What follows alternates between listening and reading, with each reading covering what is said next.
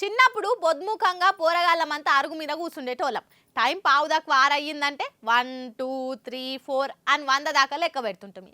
100 లెక్క పెట్టే లోపు కరెంట్ వస్తుందనే ఆశ మనది. అప్పట్లో కరెంటుకు అంత కట్టకట్టు ఉంటుండే. అదేందో కానీ ఇప్పుడు కూడా సేమ్ గసొంటి పరిస్థితి వస్తుందా ఏంది అనిపిస్తుంది.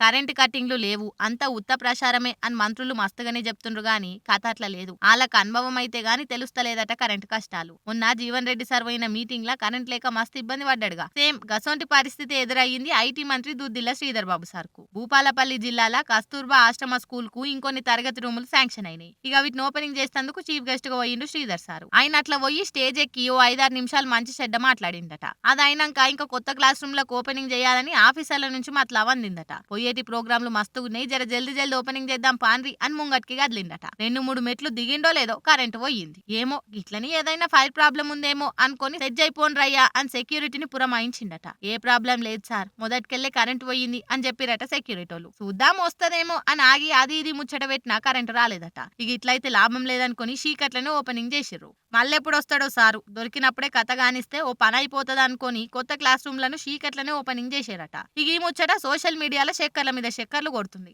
కాంగ్రెస్ సర్కార్ అంటే కరెంట్ కష్టాలు ఎట్లుంటాయో చూస్తుండ్రా అని కామెంట్లు చేస్తున్నారు నెటిజన్లు.